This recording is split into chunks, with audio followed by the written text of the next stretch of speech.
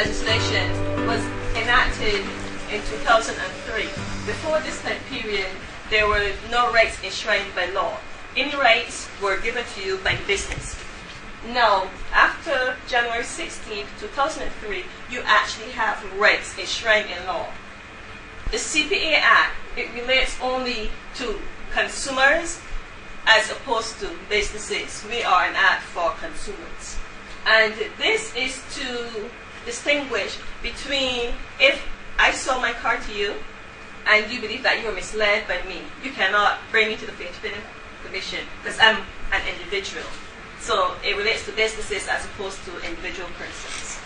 Businesses must not include unfair contract terms in their agreements, or they should not have any practices that are considered to be unfair. And under the Act, these practices are actually defined: misleading or deceptive conduct, false representation. And under the Act, as I mentioned before, we consider a consumer as a private individual and not a business. So if one business has a problem with another business, we would not get involved in that particular issue. Or let's say one business give another business a contract, we would not examine that contract for any unfair contract terms. We would only examine the contract for unfair contract terms if it was a business to consumer contract. The CPA requires that any information given to consumers should be accurate and sufficient, which will enable consumers to make an informed decision.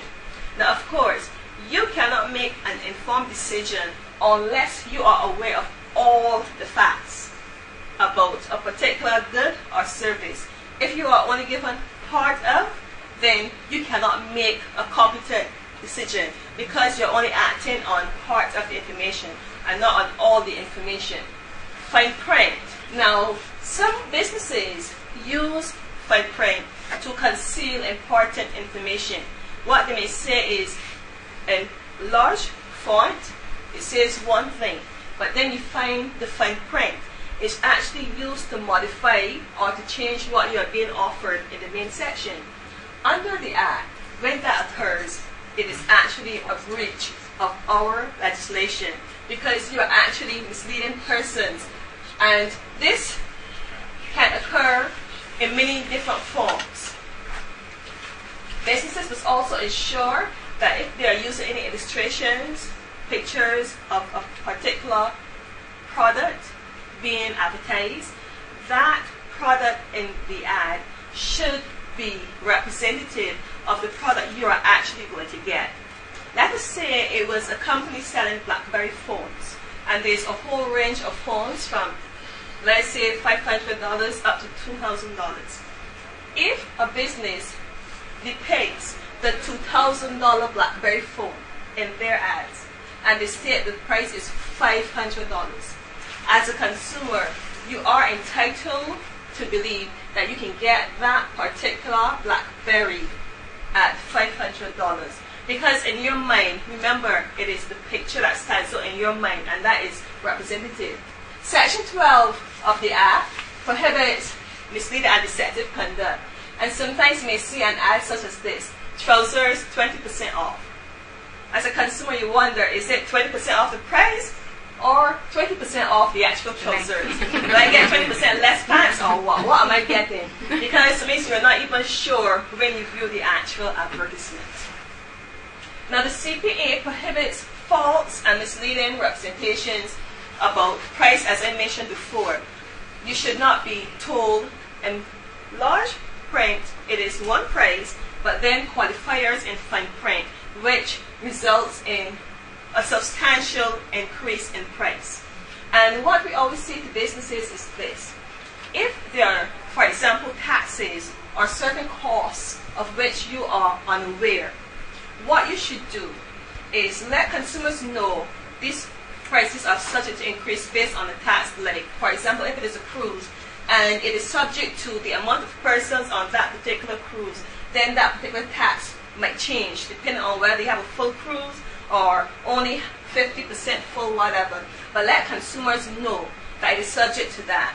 Do not lead them to believe it is one thing, and then they find out that it is perhaps twice the actual advertised cost, because that would be misleading in terms of price.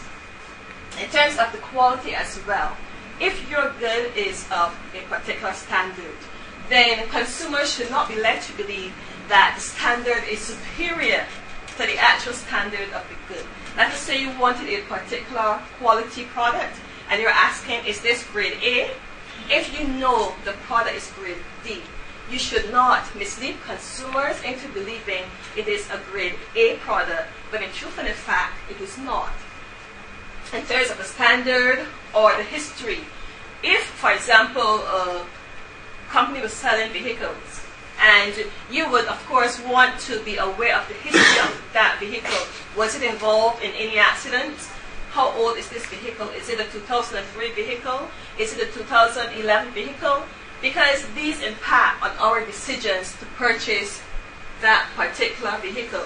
I may decide I want to purchase a 2011 because I don't want all the problems that might occur with an older vehicle. And if I say to you, well, I want to have a 2011 vehicle, but you lead me to believe it is a 2011, and then I found out it is actually a 2009, that is definitely a problem. As a consumer, you will have been misled about the year of the vehicle and the history. If I told you that I wanted a vehicle that was not involved in an accident, and I later found out this vehicle indeed was involved in an accident, then I have been misled as well. False representation can also occur in terms of the necessity for an item, endorsements or approval, or in terms of warranties and guarantees. Alright, businesses are required to tell consumers the condition of the good that is being sold. Is it a new good? Is it a reconditioned good? Is it a reworked good? Or is it a second-hand good?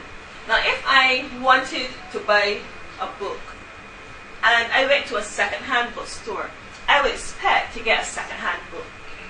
Of course, if I wanted a new item and I went to a store that is supposed to sell new items, I would not expect to be given a second-hand item, something that was previously used, because I am expecting to get something new. If you were supposed to be given a new item, but then you found out it was second-hand, or it was a reconditioned item, then under the Act, you will have rights for redress. Of course, this is one thing I have to tell consumers all the time.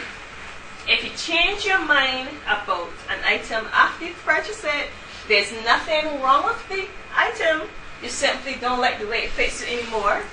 Or you bought the fridge and now you realize it is too big for the location. Now these things happen. Or you thought it could do this, but now you realize you don't want that anymore. You are stuck with it. You can speak to the store owner and you can ask them nicely, well, would you be willing to take back this item? Under the law, we cannot help you. There's nothing wrong with it. We cannot help you. You simply change your mind about that particular item. Consumers should also carefully read and understand any contracts that you're signing. If you are, let's say, buying something on hire purchase, you should read that contract carefully and understand what your obligations are under that particular agreement. If you are unclear or you are unsure about a particular term, you should ask the sales clerk, or if you are at a bank, ask the teller to explain that term to you. And remember, if one term in the contract is unfair, there are, let's say, 30 terms in a particular contract that you signed, and only one term is unfair, your obligations will still stand under that contract. That one term would be deleted, modified, changed, whatever, but your obligations will still stand. You are still obligated to make, let's say, your monthly payments that you would have agreed to at the onset of the contract. Because one term is unfair, it does not mean that the contract is null and void. Before you're placing an item on layaway, what you should do is find out first whether or not you can change your mind, go back and say, well, I don't want that item anymore. Can I have my money back? Because we have persons that would call and say, I put an item on layaway, I no longer want this item, but the store said to me they cannot give me a refund. They're going to give me a store credit, or I have to make the payments and get the item. In a case like that, our law does not address that particular issue. So it would be best for you as a consumer to ask the store, can I put this on layaway? But if I change my mind later and I no longer want it, I cannot afford it because I've lost my job, can I come back and can I get the cash? And as you said, make sure that you have something tangible, something in writing, so that you can see at a later date. When you call the commission, I asked them on December 1, and they said to me, yes, I have it in writing that I can get a refund. But now they're saying to me, I am unable to get a refund. Then we will have something to proceed under. If you don't have any document which stipulates that you can be given refunds if you change your mind, we are unable to assist you. And businesses should disclose all the costs relating to a particular transaction before the contract is completed. All the costs that are applicable to you as a consumer, the business should let you know upfront before you sign the dotted line, so that you know exactly what you are getting into.